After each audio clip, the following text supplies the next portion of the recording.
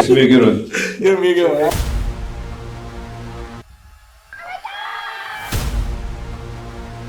Definitely a different type of process. Cut down or freeze up. Being a coach's son. Jackson, of course, they keep reaching one stone to face, a hit by pitch. Oh my.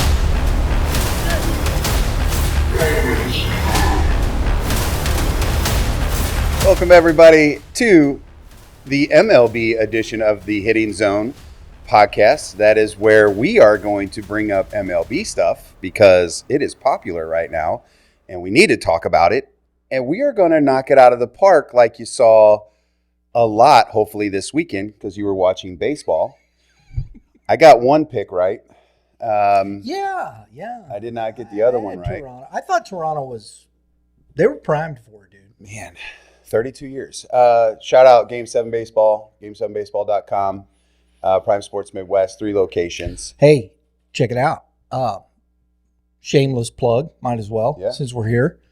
Youth Baseball Midwest will be hosting the Game 7 Baseball 2026 schedule reveal show this Friday. So if you want to know about the schedule, what's coming up with Game 7 Baseball, tune in on Friday. 2026 is, man, Dave and Dave are on it. Schedule's coming out.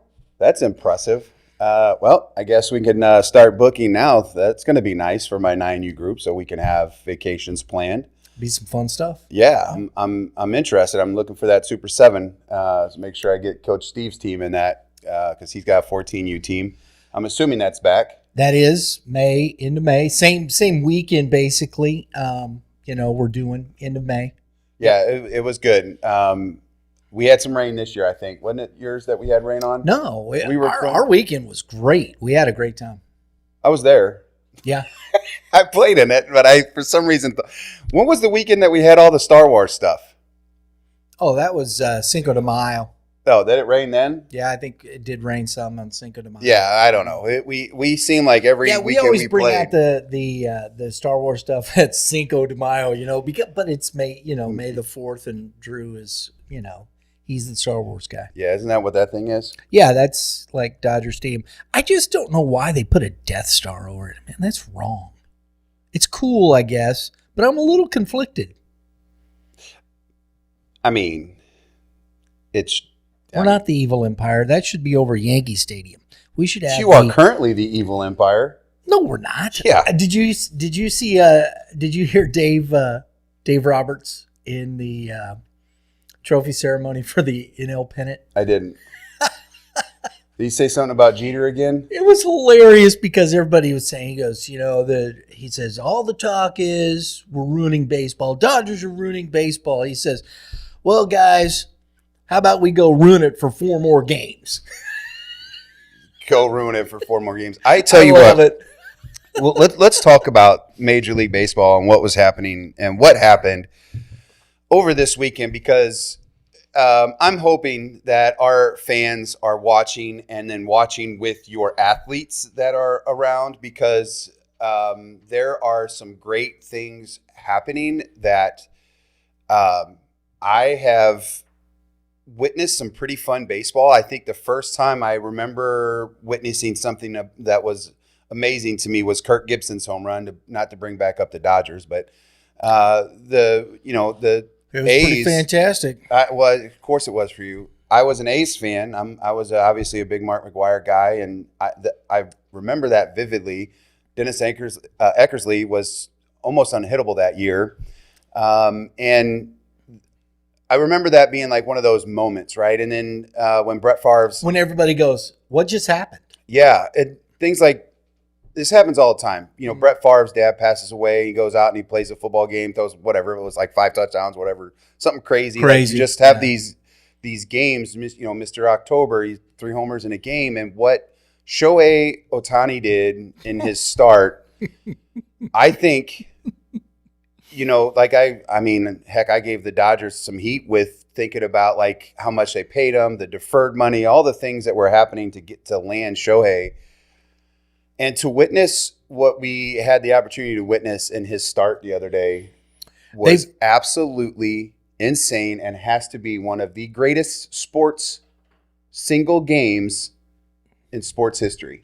Not baseball history, sports history. When he hit that third home run, I know the second one, it was majestic. It was crazy, just what, 469 or something like that. Yeah. He's got 2 of the 3 longest home runs hit there. Yeah, but that third one, it was just like, did he just do that? And I was just like, I mean, why are you pitching to this guy at this point in the game? Just put the man on. He's killing you on the mound. He's killing you at the plate. I was kind of surprised. And when he hit that third one, I was like, my goodness, did we just see that? I was in awe. Like I'm watching the game by myself. I'm, we're redoing our floors and stuff in the house. And so I had a chance to just kind of sit down and watch. And I'm like, this is special. I unfortunately fell asleep during David Freese's 2011 really? Home run. I was snoozing, woke up I conceded the loss. And I woke up the next morning like, you got to be kidding me. And I get chills every time I watch it. Yeah. I was so amazed by what he did because really he hadn't done much up until that game as far as offensively goes. He and especially in the previous series. I know he had hit a couple hits and, maybe a homer or 2, whatever, but I expected him to hit 4 something in the playoffs or whatever. And then to go out there and just shove, strikes out the side, first inning, goes out and leads the game off with a homer. I'm thinking. And after he walked the leadoff, I was like, oh, he walks the leadoff and then boom, boom, boom. And then comes up, boom. I was like. Have you ever watched his routine? Yeah. Like he gets done pitching off the mound and he has to walk back and the staff whoever the dugout guys are, the bat boys and stuff, they bring out all of his gear and he has got, just armor everywhere. Obviously it's his throwing hand. He hits left-handed, so it's his, lead hand. But I'm thinking, holy cow, he takes a minute putting everything on and then has to literally walk up there. And I'm like, when do you breathe? When do you get settled? Like, you just got the emotions of game 4. You're getting you go out and shove after the walk, like you said, and then here you go, got a hit. How do you reset your brain? And I just think, we witnessed look at something special. What you just said. You talk about Kirk Gibson. We saw that. Kirk Gibson is fantastic. The other day, it popped up on my feed. And watched the last inning of the Cardinals when they beat the Astros in the closeout game in Houston. Took it back to St. Louis, and eventually won. Pujols is Pujols, right? And it was Pujols hit the home run after the 2 guys got on. One moment, one home run, this that. Last year we saw Ohtani at the end. I was watching that game. And, in that streak where he's looking for 50-50 and he ends up with 10 RBIs, he's like 6 for 6, and you're like, am I watching MLB The Show? On rookie level or something? What are we watching here? And he's had, it's not like, you see that from Pujols and everybody goes, wow, that's just amazing in that moment, boom. And Pujols was one of the greatest hitters in baseball ever. Yeah. And then you see this, and it's just like the comparison sometimes, how do you make them? You don't. This guy just does it bigger than everybody. And I must admit, you talk about lower batting averages, higher velocity, spin rate, the technology of pitching today, which I think is made hitting, and why you see, because I've done a deep dive. I've gone all the way back to like 2000, and you're looking at 40 guys hitting over 300. There was 6 this year that hit over 300? 5, 6? 5 or 6, something like that in both leagues. I think there was only 2, maybe 1 in the National League. 2 maybe in the National League. I think Turner won the batting title, right? And he was just over 300. And to watch him, and even Ohtani didn't hit 300, but he's pitching this year a little different.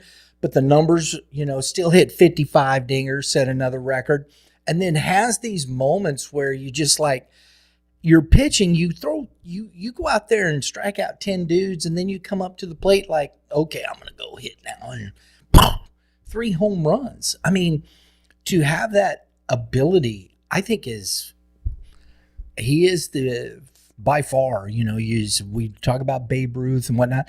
I don't remember Babe Ruth doing that in the history. I mean, I didn't see it, but I mean, in looking at the history, I don't think he's done that. We have numbers, right? So right. we have stats that we know what he did. I don't think he did. There is actually a stat that I did see that in comparison to Babe Ruth's early career and through so many games, so many innings, they actually are pretty close on the home run totals and pitching total stuff. But this is a playoff game, so I think it's a little bit more.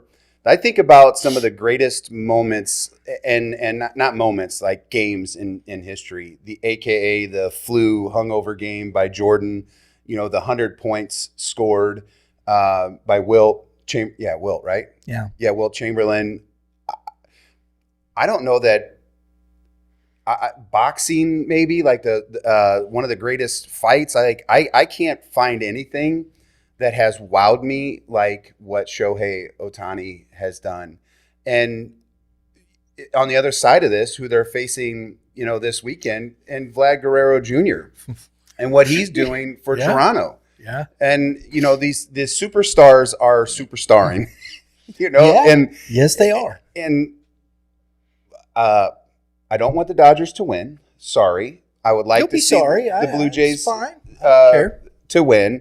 Going into this series, I thought it was going to be a dogfight for the Dodgers, but I honestly thought we were going to see the Phillies and the Blue Jays, but the Dodgers bullpen has not been a factor. They haven't had to pitch, and that has been. They had a few here and there, but it's been the guys that are been pretty decent. Ninth, and really the first game with Blake Snell, he could have went 9. Yamamoto went 9. They probably all could have went 9, to be honest with you. And it's whatever they're doing right now. They are whatever Kool-Aid they're drinking. Yeah, they're playing as drinking a superstar group that they are. And I mean, they are super talented. But when I look at like how good Little Clement's hitting for the Blue Jays, he's hit like 500 in the playoffs or something ridiculous. And he's a guy getting it done. The bottom half of that lineup, Dalton Varsho and guys are just having some fun. I'm actually really excited for this World Series. I'm hoping that the superstars continue to hit. Yeah. You know what I mean? Yeah. I want to see Blake Snell against Vlad Jr. You know what I mean? And I think that's going to be an awesome matchup. I want to see Max Scherzer again get an opportunity. He wore a Dodger uniform for a while. Yeah, Max, he's a trip. Oh, he's wild. Him screaming at his coach he's like, I said that in a few different words, but I wanted to talk about this today. We were going to have Shane Eames on the show. He's feeling under the weather. Weather change, I think, starting to kick a few tails, actually, for some of us. But get better, Shane. I think we're going to try to mix him in here in the upcoming future. I got some guests that I'm working on. So Shane let me get on next week. So we might move some things to make sure Shane gets back on here because he was disappointed. He loves coming on and talking baseball. But hey, it happens. What are you going to do? Yeah, what are we going to do? So you get me wearing my Dodger gear. I mean, listen, the Dodgers have been a very good organization for a long, long time. And a shout out to the Hall of Famer. I know he's not pitching, and he is having the time of his life, though. Honestly, I don't think Kershaw cares. I think he's just enjoying the ride. Well, we know his playoff history, so it's probably all right. It's probably all right that he sits in the dugout and just has a blast. And that's I'm going to say this. This is why, like George Springer and those guys, I don't root for them. I hope I don't wish any ill or hurt toward them, but I don't want them to win. I do not. I just didn't like the fact that these guys cheated at the level they did. You talking about the back in Houston? Yeah, and no consequence. These guys didn't get suspended. They didn't get nothing. They just handed them their rings And you got a Hall of Famer who's worked hard his whole career, upstanding dude, and like I'm watching that game, and his slider had the best swing and miss rate of anybody, and they're just tattooing it. I'm like, how is this happening? I'm like, I felt so bad for Kershaw. And yeah, I understand hitting. It still has to go where they eat and all that. I get it. But it sure does help professional hitters when you know what's coming. And you can hit it over the fence. Yes. So you can't play defense out there. And it still took them 7 games to beat the Dodgers that year. And it just, it pains me. I don't want to hear it. Don't tell me about those guys. Don't tell me about Altuve. Don't tell me about them. They should have been suspended. They kicked those guys out of, they banned Pete Rose for life. Fine. That's what it is. They banned all the White Sox, the Black Sox. But these guys got nothing. Well, we fined the organization. That does nothing. That does nothing when you sell out and you have the players that you have there and you can make that money up. That was that to me. They should have made him pay me or something like that. Even if they didn't swap it around. Okay, fine. I understand it's hard to go backwards. It really is. I get all that stuff. But that these players just got handed their rings like it was, we won. That's still. I don't know that the ring part bothers me. Honestly, I don't care who the opponent would have been. It's even worse to me that it was the Dodgers, but I don't care who the opponent would have been. I would have still thought the same way. I don't like the slap on the hand. It was pitiful. Yeah, the get your hand out of the cookie jar like that. I didn't like that. I thought that there should be something more specific.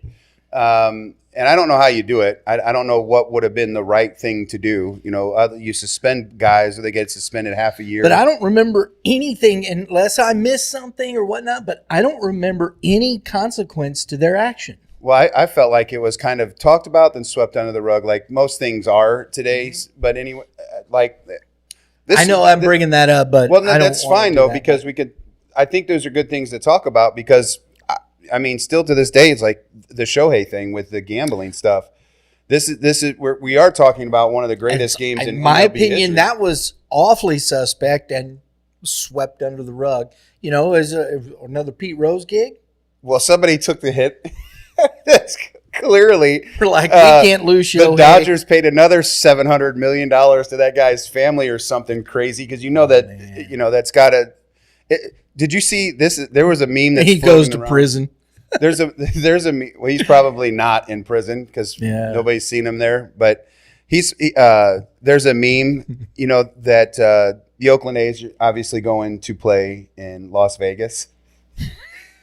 And there's this meme with Shohei Ohtani, and it's got the Vegas stadium, and his head's about this big on the screen. I'm obviously making this up because it's not this big on a phone. But it fills up and he just rolling his eyes back and forth when they're in Vegas, and he's got like this happy smile on his face, and there's a betting line behind it of games, and I'm like, oh man, the internet sometimes is brutal, but it was. That's an interesting thing. It just you saw a football player recently get kicked out of the league for gambling, and I'm confused on. That piece alone, just because of how much gambling is in. I hate it all. Honestly, I hate it all. I think you talk about I love this subject. We're going to talk if we want to get into these things. These are things to me, and we talk about life lessons for our children. It's okay to cheat. No, it's the gambling piece. We have DraftKings now. Everything's a parlay. Everything's this. Everything's we're betting on innings. We're whatnot. But if you're a degenerate gambler, please call 1-800-999-9999. Bets off. I'll give you this. I just think it's some of the most ridiculous things. And we talk about betting in baseball. We can't. Fantasy sport. and gambling are what drive sports today, and they know it. So, we killed Pete Rose for it, but yet today it is that's why no teams were ever in Vegas. They just didn't want the stigma of it, but they couldn't, and now, the commercials, DraftKings coming to Missouri, bet now, and everything we do, nobody watches the sport because, see, I'm old, and we talked about this. I don't root for other teams. I root for my teams, and it's not so the Dodgers traded away to that guy. I don't root for him anymore. Do I like certain players still? Yeah, but I don't root for them. They're on the enemy. I'm a fan of this team. That's who I root for. I don't wear green. As in Oakland? No. As in the Boston Celtics. Oh, it's like I forgot about that. I didn't know where we were going with this. It's just abhorrent. You don't wear green because of that? If I can keep from it, yeah, pretty much, yeah. I'm making sure my show's on St. Patrick's Day because I'm going to pinch them. That's so random. It is. But no, it used to be that way. And it's not a matter, that's not what sport is. It's betting and fantasy. And, it's all this emotional. We're not watching it for the sport. We're not watching it because, and Shohei, I agree with you. I think it was awfully shady and it just swept under the rug. Same thing. And then you watch this guy play baseball. He's a difference maker. It's what it is. Charlie Hustle the same way. You watch Pete Rose. No wonder he's betting on himself. I didn't bet on myself to lose, and I guarantee he didn't. Yeah, there would be no reason because he still has pride and ego. Yeah, I'm. Do I say that's right? No, it's not right. Well, I don't know how to feel because I do like fantasy sports, and I am. No, I have nothing against it. Well, but I can agree with you in how it changes. How you look at overall scope of the sport, like. But I think rivalries and things like that are being taken out. I don't agree. I don't think that that matters anymore. And so because you're rooting for your rival's quarterback because he's on your fantasy team. You know what though? That's okay because as long as he gets me 38 points, I want my defense to drop him like a bad habit. Oh, you can still lose. No. You could still lose. There's nothing wrong with a shootout. And it's a fun. Do you like 1-0 ball games or do you like 7-5 ball games? Major league level. Major league level. I honestly prefer pitching duels. I'm out. I told you this already before. We talked about cheating. Inject every single athlete that is on the field with whatever the standard is in WWE.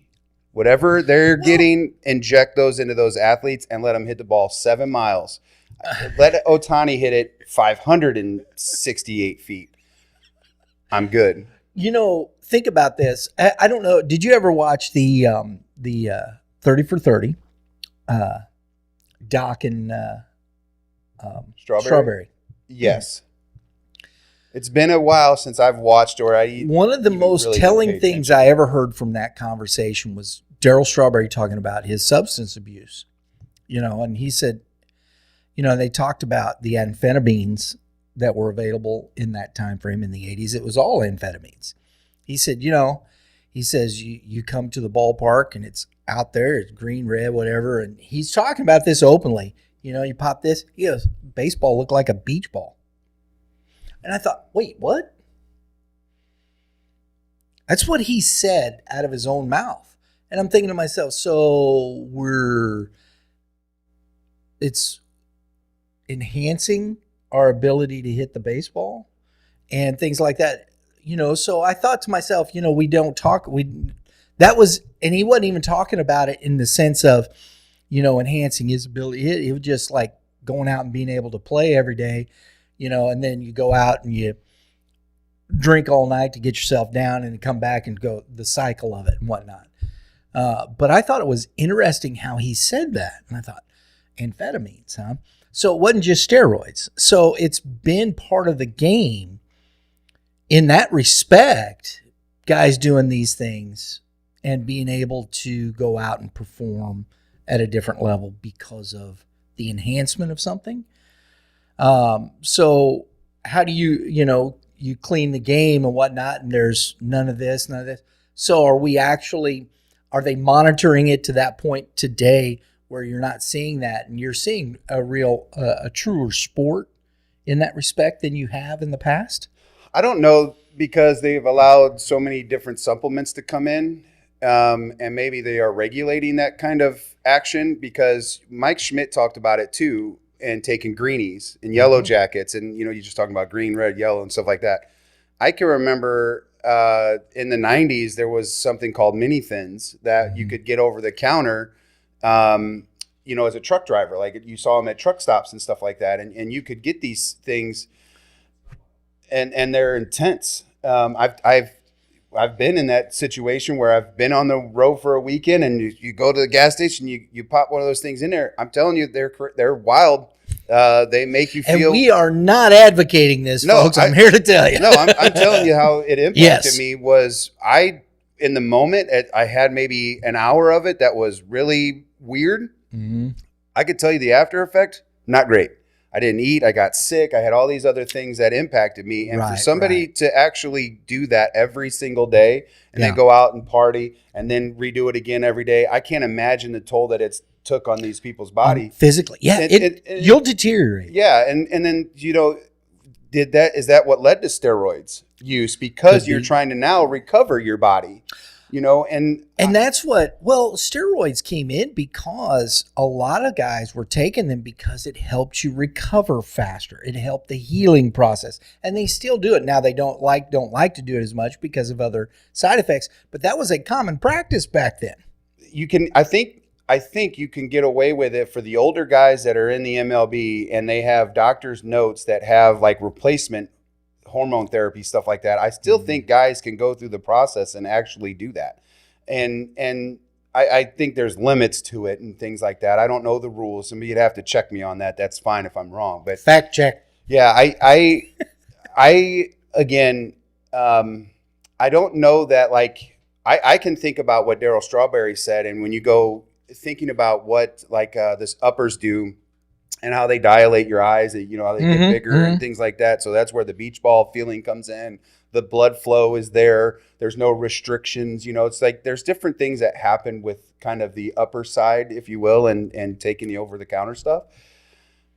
The other stuff I can't talk about. I don't have no idea about that. Either. But I don't have any idea about any of it, honestly. It's so weird to me that people think that we're not talking about humans still, and having an edge. Because I think that's what we've always tried to do in everything that we've ever done is how do you gain edges? Some people can and are stick to their roots and their core, and they do it the straight and narrow. And some people, they're all over the place because they're finding a way to stay relevant. And, for me, it's like, I don't want to see it because I don't want the kids to be impacted. I don't want kids going into the gas stations and pulling stuff. I know that we talked about it, but as parents, we have to do a better job of saying that's not right. The rights and wrongs. Yeah. We should be able to talk about it. Right. Experiences, they were part of something I did. Because when you look at this, Mitch, and this is the thing, and we're sitting here talking about the show, right? And it's Vlad the Impaler Jr. Because that's what I always called his dad, Vlad the Impaler. And why the Impaler? Don't you remember? It was it's a reference to Dracula. Did he break a bat and impaled a hit? That was the original name. That's the story. That's the origin story of that. He was a Transylvanian prince. He was Vladimir. I gotcha. And that was the whole thing. He impaled people. I'm actually a vampire guy. I like vampire movies. You don't know the. I don't know the reference. Yeah, that's the origin. You gotta stop watching. So I was Vlad the Impaler. He would impale the baseball. I actually think I know that. I think I can see That's the history of that, the story. But anywho, nonetheless, Where was I going? I have no idea. Well, we got to Vladdy and Baylor. We're losing it now, folks. Anywho, the so, and I think it's when kids feel like, I can't. Can I be that? Can I get to that? How do I get to that? And you start listening to, well, you can do it this way, you can do it that way, rather than letting yourself be who you are.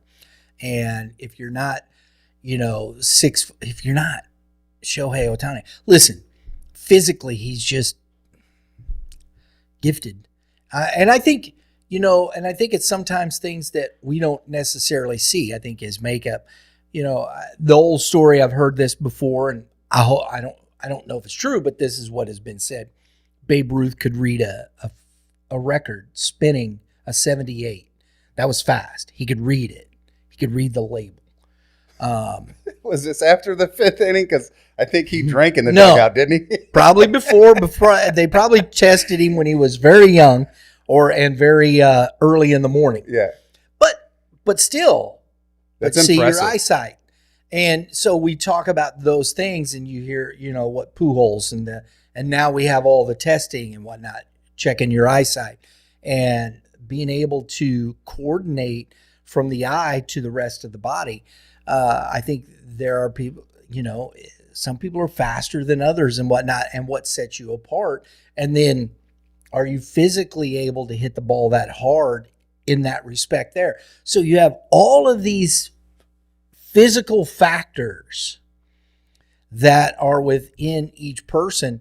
Do you choose to enhance them by some other form, or do you just choose to be who you are? And I think that's where, we have to just look at those things and say, this is who I am. I'm going to work hard to be the best I can with with the tools that I have, and allow that to be what comes. Yeah, that's what I do for a living, is we take these athletes, who they are, and we enhance who they are. By getting into the gym and things like that. It's the extra stuff that we have to be aware of. And, the things in college like that, those are the next levels. And you get drug tested in college. Right. You have the laundry list of things you cannot take in the NCAA. It's insane. I mean, you have to take certain supplements, like certain brands. I don't know if that is a whole nother conversation because it is the NCAA, but just work hard. And I saw a thing with Greg Olson, for the tight end from Carolina Panthers. You know what I'm talking about? Mm-hmm. Big into baseball, youth Inc. that he has. Alex Rodriguez was on his show, and he talked about how Alex Rodriguez would never make it to the big leagues in today's world because he was broke. And it got me thinking, the work hard piece. Because he was broke? Well, he didn't have no money to afford today's game at the level that we have to play it at, or that we are supposed to. Well, that we've created. We've created. Yes. And it got me thinking just about I hate that statement. I do. Go ahead, though. Where are we at in it? Like, if you don't have a coach for every little thing, there's a thought process that you can't make it. I don't see a kid go outside and play. Yeah, I know what you mean. I understand what you're saying. And your work ethic, if you want to enhance, all you have to do is go outside. I don't like the conversation that they're equating always Mickey Mantle was they didn't have money. I mean, I know it's a different time, but stop with the nonsense. If you're good enough, somebody will, and you can play, somebody will find you. You go and play.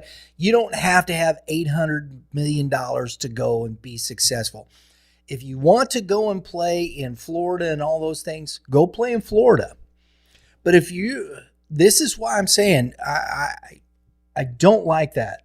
And that to me is a terrible conversation, because no, he would have been found. Yeah, well, somebody would have paid for him to play. There would have been other ways. I agree with you. There would have been other ways. I think as a blanket statement, that's what it's Stop named. making blanket statements. I hate blanket statements. Well, but what is it though? What is it actually like? When you think about the families that don't have the cash, And what do they have to do that's different?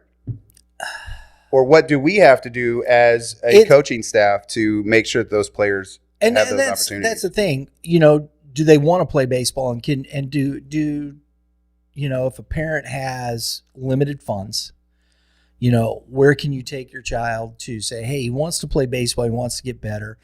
And I think local communities have to be, that's what, some of the things we'll work towards as far as Youth Baseball Midwest. You don't have to travel everywhere. Do you get coaching? Where do you get coaching? How do you identify? And I mean, low income to high income. Heck, my son was playing, different levels and things like that. We didn't have just a ton of money. We didn't just go blow the bank or this or that. Or I just don't think that there's a lot of families out there that just don't have a ton of money. How do you get instruction? How do you get better? How do you do those things? Well, yeah, instruction's one way, but going and playing the game is another. And having quality coaches and youth, programs and whatnot, dads helping, go out and teach the game. That's what we used to do just on the field with the coach and the team, and you went out and you practiced. Even when you had, I'm going to use my dad for an example. He's a hockey guy and played football, knew nothing about baseball. My mom was the one that taught me how to hit. My stepmom did. And she's, get that elbow up. I could still hear it. Take the first pitch. I'm like, what are we doing here? I got older. She's like, you're not taking the first pitch anymore. I'm like, I got 5 dingers on the first pitch. What are you talking about here? But take the first pitch. But I grew up in the same way, but my neighborhood was outside. And I think that we just miss on what we have created, this stigma that we have to do certain things. Like, you have to be in with a coach. I don't know why. That's what I'm saying. That's why I don't like blanket statements. Yeah, and I don't take it for I don't take it that deep as kind of where you're at with it. I just took it as kind of verbiage, face value. I took what the rest of it is. I'm going to be completely upfront. I think they do that to create economic divides, and to create these situations that they want because of agendas and things like. Honestly, that's now fair. I don't know. That's actually fair. These people, but and stop it. Don't do that. Yeah, there are kids that are underprivileged. What can we do to help? There's always been kids that are. What can we do to help? That's okay. There's nothing wrong. What can we do to help? Yeah, you've always been about solutions. Yes, more than complaining or whatever. And I can see where never made it. Oh, come on, man. Stop that. Do you think that, I mean, now you got me thinking just about the marketing side of it and the ploy, because it was a, professional podcast kind of thing like that. And I'm like, maybe that was just kind of the design, and that was designed that way. I mean, I didn't look that detailed into that statement. I just got to thinking about the poor kid. The family that can't afford these kinds of things. And you really don't even have to be poor in today's world. Well, but there are people that just don't have the money just to travel all over the place. And that's fine, because there's enough baseball here, but there's not enough good coaches coaching at the levels that these kids need to play at. I also don't know that we are allowing kids to go into the high schools and practice on thetheir fields because we have so much invested in the turf and we don't want things to get messed up, yada, yada. To your point, and you're a facility owner. You see this all the time. And this is the things I've talked about. I love the fact, and I know if you can afford it and get individual instruction, more power to you. I'm okay. I'm not against any of this stuff. I'm not against anything, but then you have to have the proper perspective on the whole overarching thought process, because there isn't one solution that fits everything. This is, well, what do we do here? Well, let's look at this creatively and let's see what we can do to create a solution. Because not everybody, there's guys that pay for cages all the time, coaches that pay for cages all the time, that don't know how to use it, that don't use the time wisely, that kids aren't getting better because they're going into these things without the ability to learn or a structure or a thought process, because the parents are doing the best they can. And I don't sit there and go, oh, they're terrible. No, they're doing the best they can. They're doing what they seen other people do and whatnot. And they think, okay, this is what we have to do. And I think these are the things that are problematic. You don't have to, if you've got a bunch of kids and parents that don't have a lot of money to travel around, or extra this or extra that, cages, he's the facility owner. You know what? We're renting cages from you. Is there an opportunity I could sit down and talk to you about a practice plan? How would you go about this? I believe you would help somebody that way. Yeah, and most likely probably wouldn't charge. So exactly. And that's what I mean, because hey, I want the folks to come and get the full experience from that. And later, if you do that, you know what?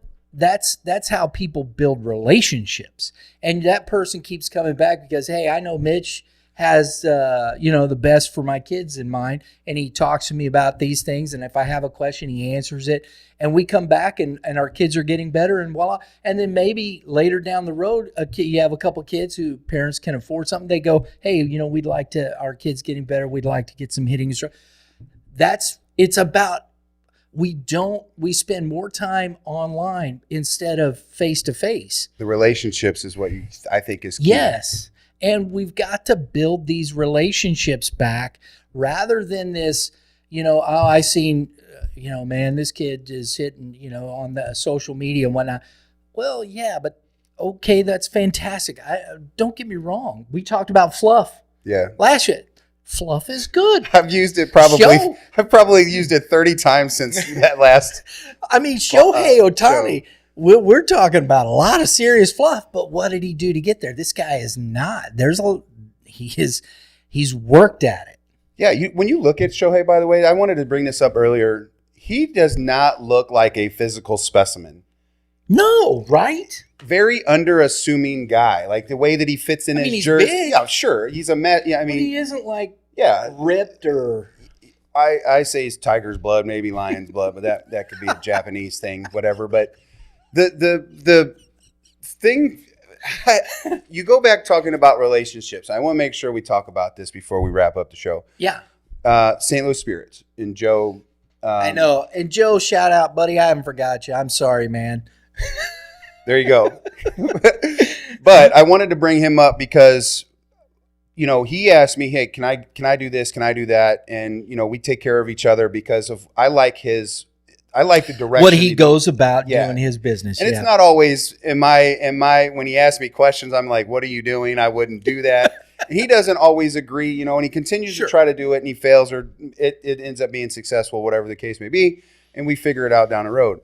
But one day I'm sitting there in the cages. I got my 9U group, and he's in there with his group, and he runs over to me. He says, hey man, come here. And he took me in a back room. He goes, man, I really appreciate everything that you do for my club. He gave me a ring. So one of the rings that their team won, he gave it to me. I'm like, what did you give this to me for? I have nothing to do with this. He goes, you have everything to do with this. Just because you give me the opportunities when it's raining to let me come in and work, and there's things that you do to have conversations with passing. Mm-hmm. He's been there for now 2 years. Well, you talked about building that relationships. Well, guess what? Now a couple of those kids come to us for lessons. Yeah. Now a couple of more are coming for more lessons, and so it's not always about the right now moments. It is about building the relationships, and next thing you know, he's like, I want to stay a part of the hitting zone. Right. And I didn't do that other than being kind because I cared more about the kids than available. Than I do Joe. And that's not a shot at Joe or what he's doing. I want the kids to have a place. And it's always got to be that way. And I know that I'm sure that other places do the same things. Yeah. I'm talking to a young lady right now who she's getting ready to head off to college, and they're struggling a little bit. And I'm like, you know what? I got spider webs all over the building. This may sound terrible. I don't know. I'm like, you want to come in for a couple hours? I'll give you a couple hours of lessons. Let's barter. Let's trade. Let's find a way. Nothing wrong with that. A way to help you gain something while allowing me to gain something, right? And, there's nothing wrong with that. And I might take the L on that, because if I'm getting paid $100 an hour or something like that, or $50 an hour, and she can get up and and I'm take getting a her broom 4 or and 5 hours worth some, of lessons for an hour's worth of work. To me, that is way more beneficial, because in the long term, she's going to tell 5 or 6 friends that says, you need to go to him, you need to work with him, because he's a fair guy. He might be a little intense. I can tell you, I'm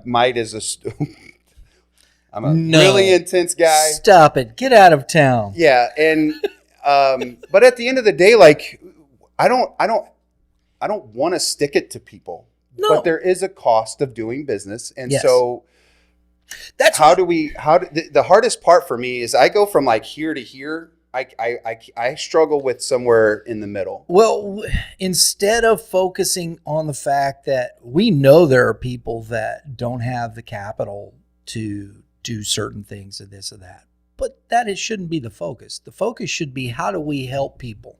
How do we put things in place that can be beneficial for everybody? Hey, if you've got, and people go, well, if I got money, I got to pay. Well, you got some money, go ahead. Yeah, go ahead.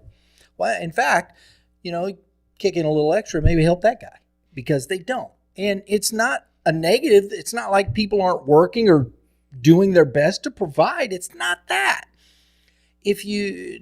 Let's take the socioeconomic situation out of the equation, because we know it exists on a broad scale. Let's focus on, how do we help the kids get better?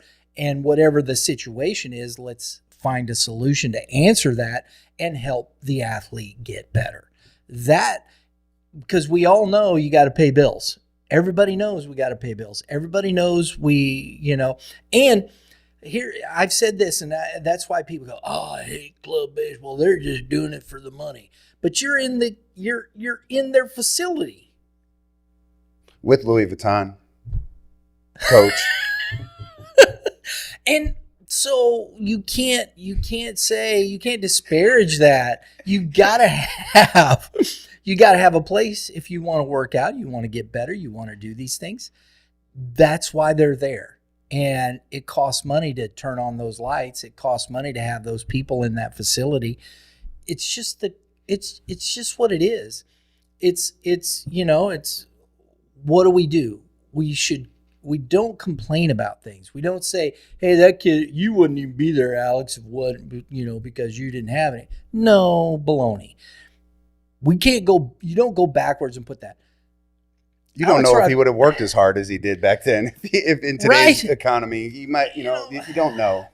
You don't know. So to make those kind of blanket statements, we need to quit that and That's just fair. Focus on the solutions that are in front of us to help kids, period. Whatever socioeconomic scenario they're in. If you want it bad enough, yes, dollar really doesn't matter. That really is what it goes down to. You've seen it. You see kids that work hard, and you see kids that don't work hard. And that's really, I guarantee, Alex Rodriguez got there because he worked hard. You don't get anywhere without working hard, period. Well, and then you got a little help. Yeah. From the You have a friend named Monica. Oh, folks, mercy. Thank you for tuning in. Youth Baseball Midwest, you're already here. Oh, wait. We didn't do it. Who are you picking? Man, you know who I'm picking. Blue Jays. Yeah, just because I don't want you to win. It wouldn't be me winning. Yes, it would be the Dodgers winning. You're going to listen to what's going to happen. Here's what's going to happen. The Dodgers win the World Series. You're going to go out to Tops Now, and you're going to buy the World Series pack again with all the cards in there. Hopefully you get a 1-on-1, and that's what you're going to do. You probably already did that with Shohei Ohtani's game that he had the other day, making baseball history, and probably already did that. I do have one coming. But I don't see that if Vlad Guerrero hitting 2 lasers in a game or whatever it was. No. I'm hoping that this goes 7 games because I love the energy of I don't think there's anything better than the 7th game of any playoffs system. even basketball. And I'm not a big basketball guy anymore, but I do watch playoff sports. Baseball, I'm probably more consistent through the season. I still don't think there's anything better than playoff hockey. It's electric. I think because it's inside, so it just, it's like last night when George Springer hit that homer, and only the audio was going. Losing their minds. I just got goosebumps from it. Just man, it was fun to watch. It was fun to watch. And when he threw that, like I said this to him before. Everybody goes, that pitcher threw him a cookie, and he ate it. He devoured it. Yeah, one bite. And it was a big old cookie. Like one of them Mrs. Fields cookie cakes that said, "Here, hit me." Dodgers in 6, buddy. I think that's a fair in say Dodgers 6 games. In 6. I think their starting pitching. If their starting pitching is throwing like they've been, I just I don't see you beating the Dodgers. When have they really had a bad game? They're 8-1 or 9-1. I think when the few games where the bullpen had given up some runs late in the game, I think that was because they decided to take pitchers out a little too early, or they only were going to pitch 2 or 3. Well, it was, and they've had a few here and there, but Vesey has been pretty good. Bonda's been good. Trinan's had his. Sure, the one guy gave up 17 runs in the 2 innings that he pitched in the 8th when they were up by 30. And he almost gave it up. What Latin athlete? I forget his name. Oh, was it Hernandez or somebody Enrique Hernandez? Gave up 2 games to the Reds or something like that in the 8th inning when they were up big and ended up giving up a bunch of runs. And I'm like, that guy's not gonna pitch again. I don't even know if he's on the roster. And you got starters coming in, and then you got Roki. What a dude! What a dude! I mean, that's just what it reminds me of. You know what it reminds me of is when Waino, in his, I think he was a rookie that year, right? When he come in and closed out. 04? Was it 04 or 06? Well, it was 06. It was 06. Yeah, when he comes in and nobody's, where's this guy come from? And he's in closing games. The Beltran, the Brandon Inge, K in the games. That frozen little thing. I guess that's what it reminds me of. That's fair, but he's got 100 in the tank. He does throw a bit harder than Waino. I don't know about the 12-6 curveball, but I want to take the Blue Jays. I'm not sure why I want the Blue Jays to win, other than I don't want the Dodgers to win. I think the Dodgers are the better team. Yeah. So in fairness, I just wanted to go Game 7 because Game 7 will be back in Toronto, and so does Dave and Dave. Well played. Make sure you go check them out. And when is it? Friday. This Friday. Schedule reveal show. 2026. And you got to make sure though that you go up, hit the dinger, so you get the notifications for the show. And of course, make sure that I think you can favorite maybe my link or whatever that's on the podcast. Don't forget to favor me. Can you do favorites? What is it called? You could how you whatever in a playlist. Subscribe, yeah. Playlist. Yeah. Give him some love, please, because all the other guys got more than me, and I'm the talent here, not those guys. I'm much more likable. I have a great smile. You guys have yourself a great day. He's got the Dodgers in 6. I just wanted to go Game 7. I love Game 7. Man, it's really hard for me not to actually pick the Dodgers. Maybe if I pick the Dodgers, it'll have the reverse psychology. Bleed blue. Either way, better than 9 Yanks. You guys have yourself a great day.